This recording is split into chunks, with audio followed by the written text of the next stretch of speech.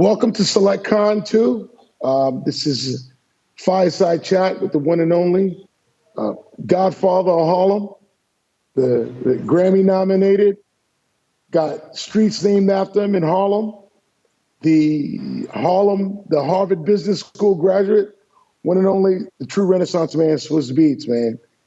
A very good friend of mine. Thank you for joining me. Thank you so much for this. Thank you. The Stouts of Steve. I've had the pleasure of knowing Swizz since he was 17, 18. So it's been a minute, probably 2007. We worked together with Interscope and the Rough Riders. What year was that? 2008? It doesn't matter. It was, that was way before that. Well, I've known you before that. That's right. Damn. Swizz, damn it.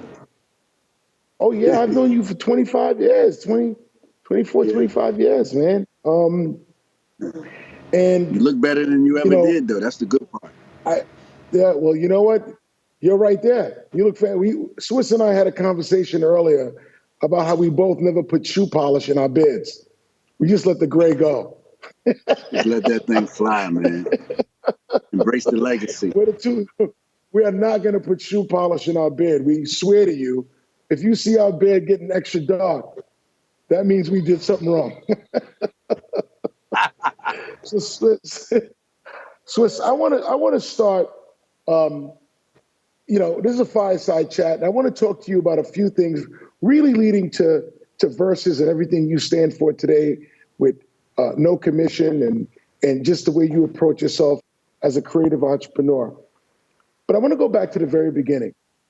You as a producer, Rough Riders, tell me how you got started as a producer in the music business, the critical moment and when your career took off.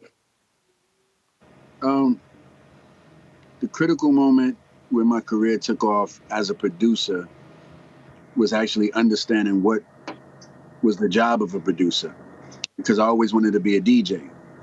I wanted to be like Kid Capri. I wanted to be like Ron G.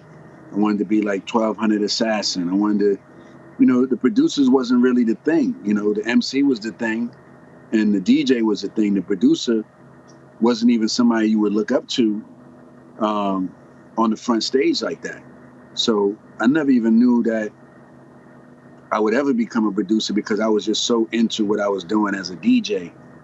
And I remember making the intros to my mixtapes, and making the intro to your mixtape, you had to take loops and come up with the beat for your selected artist to rap before the mixtape started. Doo-Wop was the master at that. He had the bounce squad and everything. So I was like, let me take some guys from my school and let them rap on the beginning of my mixtapes.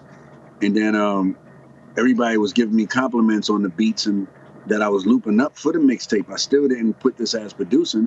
I thought it was just making an intro for my mixtape.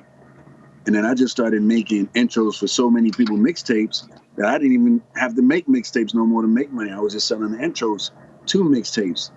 And then people was like, man, that's producing. I remember Y saying that. I remember Chad Elliott saying that. Sheik from the Locks at the time also. This is when he was Warlock too. He was like, man, that's producing. And I remember Y gave Irv Gotti his first MP, and he was like, yo, I'm gonna give you the studio equipment, but you gotta teach my nephew how to make beats. I want him to start to be a producer. And Irv used to be like, all right, no problem. He used to come in there and do like fast finger pressing shit with the buttons. I couldn't keep up with him, so I just figured out how to do it myself. But it started like that, and then I got a phone call from my aunt to come up to Yonkers, to come up to New York for the summer. I was in Atlanta. I got deported from New York to Atlanta at that time. But for the summer, my aunt Siobhan was like, yo, you should come up to New York. Your uncle's a star in a label called Rough Riders, and you're the only person in the family that takes the music serious. You should come up for the summer. And I went up for the summer, and the rest was history. So that was really the defining moment, going to New York on that summer. Mind you, I'm making a lot of money in Atlanta. I'm DJing Atrium. I'm DJing at Club Flavors. I got a gig at this place called SOL where I was the only hip hop DJ, but Renaissance would DJ there, Waggy T would DJ there, And and I did the hip how hop. old were you, Swizz? How old were you doing this, man? I was about like 16 at that time. I was like, I remember you were so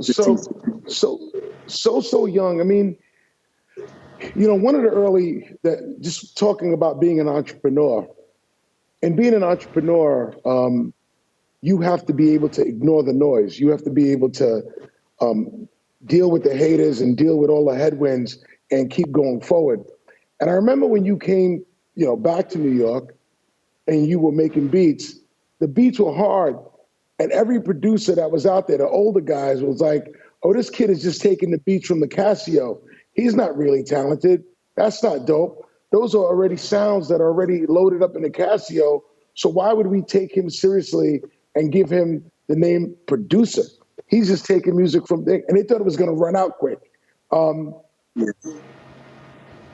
mean, I'm sure as a young man, you remember that, hearing that kind of stuff. And how did that affect you on your journey? One, the Casio thing got out of hand. I even heard I got sued by Casio one time. I never really rocked with a Casio like that, you know, but it was just like something that was making other producers feel better about themselves, you know.